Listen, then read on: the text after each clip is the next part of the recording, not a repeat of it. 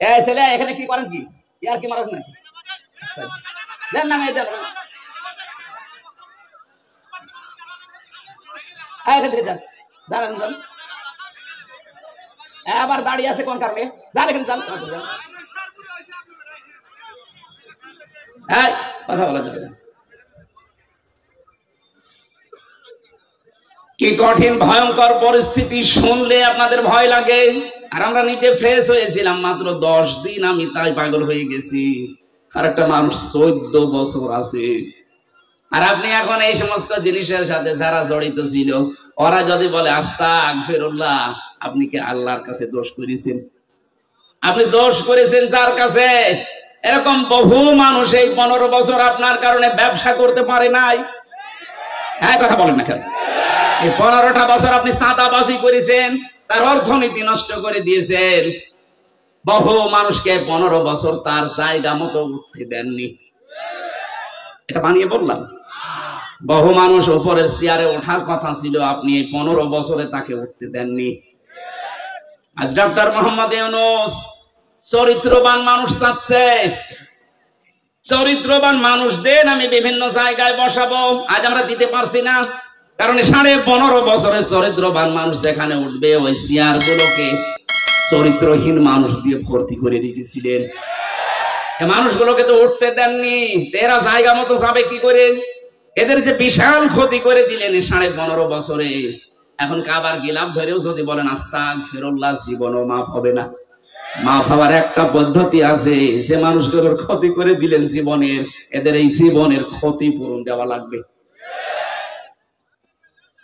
আমি আশা করছি আমার কথার ইঙ্গিতে আপনি বুঝেছেন যে কি ক্ষমা কি করে চাওয়া লাগে অপরাধ করেছেন একজনের কাছে আর মাফ চাচ্ছেন আপনি আর একজনের কাছে এক ওসি পেয়েছিলাম জেলখানায় আমার বলছে হুজুর দেখেন তো আমার তওবাটা কেমন করে হয়ে গেল কি সেই যে নির্বাচন কেন আমি বাইরে ছিলাম আমার যে কনস্টেবল আছে আমার যে এসআই আছে এসআই আছে দারোগা আছে যা এদেরকে নিয়ে আমি আল্লাহর রাস্তায় ভোট কাটা আরম্ভ করলাম রাত 12টার পর থেকে কোরআন শরীফ আমার সামনে এইভাবে বলছি আমি ফাঁসির কন্ডেম সেলের ভেতরে আছি উনি আমার সাথে দেখা করতে এই তাওবা শোনাচ্ছে যে আমি তাওবা করেছি আমারটা কি হয়েছে রাত 12:30টার পর থেকে আমরা আরম্ভ করলাম ফজরের আগ পর্যন্ত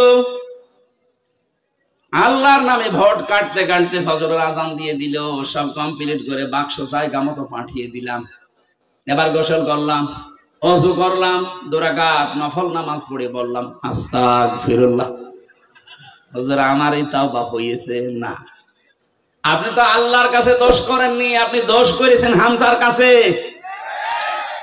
এই মানুষটাকে এমপি বানাতে 3.5 লাখ থেকে 4 লাখ হামজার রায় লাগে কথা বলছেন আর আপনি একা একা সব রায় দিয়ে দিলেন আপনি যার জন্য দিয়েছিলেন সে তো পালিয়েছে কিন্তু আপনার কি হবে সবচেয়ে ভয়ঙ্কর কথা হচ্ছে আপনার এই 15.5 বছরের ভেতরে যারা ভোট দিতে পারে না এমন অনেক মানুষ মারা গেছে তাদের কাছে আপনি মাফ চাবেন কি করে এটা সবচেয়ে ভয়ঙ্কর কথা বেশি আছে যারা বাড়িতে বাড়িতে গিয়ে বললেন যে আপনার ভোট আমি দিয়েছিলাম আপনি কিছু মনে করেন না অন্তত এক একটা ভোট দিতে পারেননি 10,000 করে টাকা দেবো তাও তো সে মাফ করে দিতে পারে কিন্তু যারা মরে গেল কবরে আছে তাদের কাছে আপনি মাফ চাবেন কি করে বলেন এইটা বিশাল ক্ষতি করে ফেললেন এই ক্ষতিপূরণ আপনি কিভাবে তুলবেন বলেন তো এরকম ক্ষতি দেশে অনেকের হয়নি মাফ নাই চাওয়া যায় জীবিত মানুষের কাছে মরে গেছে মাফ চাবেন কি করে কি করলেন বলেন আপনি এখন নিজের কি ক্ষতি করলেন এরকম ক্ষতি যেন সামনে কেউ আর না করেন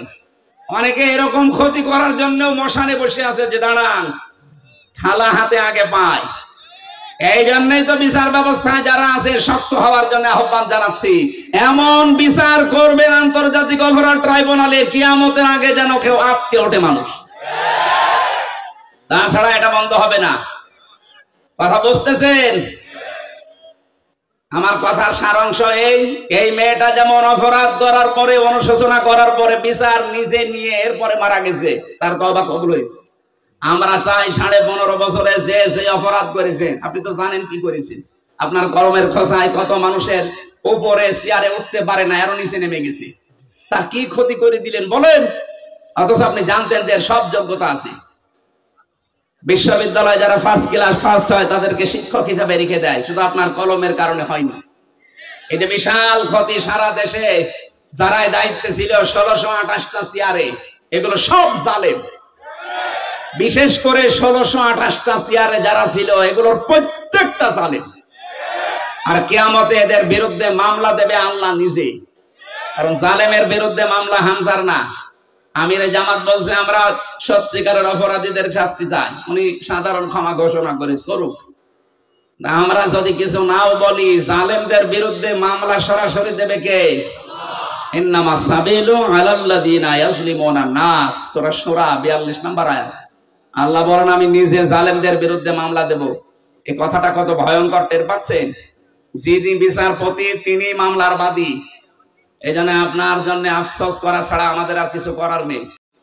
আপনার জন্য ক্ষমা চাইলেও ক্ষমা হবে না, কারণ জালেমদেরকে আল্লাহ হেদায়েত দিচ্ছে না, দেবেও না। আল্লাহু লা ইয়াহদিল কওমাজ জালিমিন।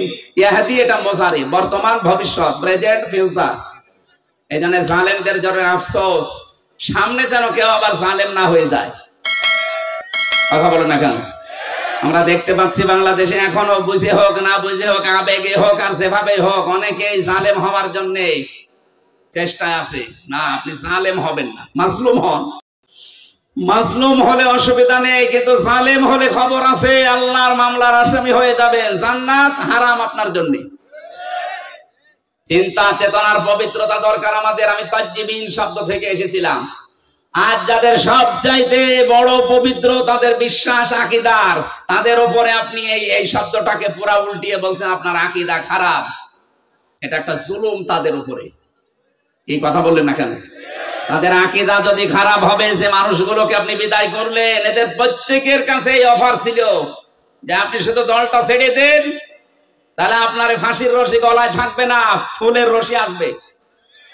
ওরা বলেছিল না, যে আকীদায় আছি ইয়াকুলুনা তাজ্জিবিনা সালামুন আলাইকুম উদখুলুল জান্নাহ, এটা আমরা দেখতে পাচ্ছি, সুতরাং না, জীবনেও পাল্টাবো না।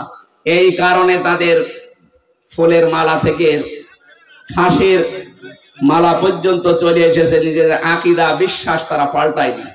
আর আপনি জীবনে কোনোদিন ফাঁসির রশি দেখানোনি, ফতোয়া দিয়ে যাচ্ছেন আপনার আকীদা খারাপ। আকীদা খারাপ হলে তারা এখনো বেশি থাকতো আমাদের মাঝে। এই কথা বলেন না কেন? রাজার হালে থাকতো। কোরআনের পাখি শহীদ আল্লামা দেলাওয়ার হোসাইন সাইদি রহমাতুল্লাহ আলাইহি, এই ময়দানে তিনি 24 বছর এসেছিলেন একাধারে। আমি জেলের এই 3 বছরে মাত্র একদিন তার সাথে ছিলাম। তার কাছে বহু অফার এসেছিল।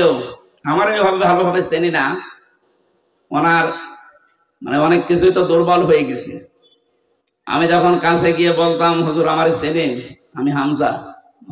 ওই যে বাশার আলামিন হামজা, তার মানে ওনার ছেলে শামীম সাইদি, মাসুদ সাইদি ভাই, কয়েকজনের নাম বলতো, যে এখন বাইরে এরা কথা বলছে, বাশার ভাই, আলামিন ভাই, হামজা ভাই। হামজা ওই দিন আমাকে 10 মিনিট কথা বলেছিলেন। তিনি কয়েকটা কথা বলেছিলেন ওই দিন, আমার এখন মনে পড়ছে। ওনাকে অফার দেওয়া হয়েছিল, শুধু আপনি এই যে আকীদা খারাপ যাদের বলেন, এই দলটা শুধু ছেড়ে দেন, আপনি নিজে একটা দল করেন, নিজে একটা দল করে আপনি নিজেই সভাপতি হয়ে যান। বাংলাদেশে বহু দল এরকম আছে না, দুনিয়ার স্বার্থ পেয়ে নিজে দল খুলেছে, খালি নিজের সভাপতি আর ছেলে সেক্রেটারি, আর কেউ নেই। আমি বানিয়ে বললাম, এদেশে বহু দল এরকম আছে, শুধু নিজের সভাপতি আর ছেলে সেক্রেটারি। বাংলাদেশের একটা লোক নেই। উনি যদি নিজেও এই দলটা খুলে সভাপতি হতেন, নিজের সভাপতি ছেলে সেক্রেটারি না, লক্ষ লক্ষ মানুষ পেতেন, সে বুঝে হোক আর না বুঝে হোক। এই কথা বলেন না কেন?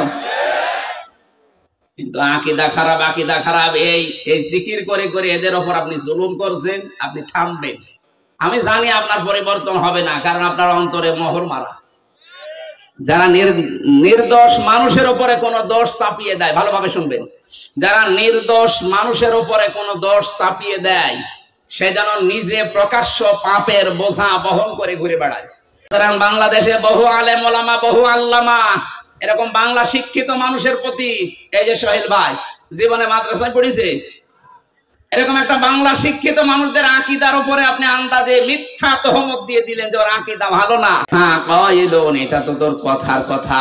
এরকম বহু কথা এই 15.5 বছরে বলেছিলি। এখন যারা বলছেন আমাদেরকে ফিরিয়ে নিয়ে আসেন, আমরা ভালো হয়ে যাব, এই কথা যে আপনারা বলবেন এটা 1500 বছর আগে কোরআন জানিয়েছে। সুতরাং আপনার মুখের কথার কোনো বিশ্বাস নেই। আমরা চাই যে যে অপরাধের সাথে জড়িত তার শাস্তি হয়ে সে পবিত্র হোক। সুতরাং আস্তাগফিরুল্লাহ হবে না, অপরাধ যার কাছে ক্ষমা চাবেন তার কাছে। আর এর নিয়ম হচ্ছে যার যে অপরাধ করে ক্ষতি করেছেন ওই ক্ষতিপূরণ তাকে দেবেন, তার কাছে একেবারে বিনম্র হয়ে মাপ চাবেন। সে যদি মন থেকে ক্ষমা করে দেয় আপনি এদেশের বৈধ নাগরিক, নয়তো আপনাকে বৈধতা দেওয়ার বুদ্ধি আমাদের কাছে নেই।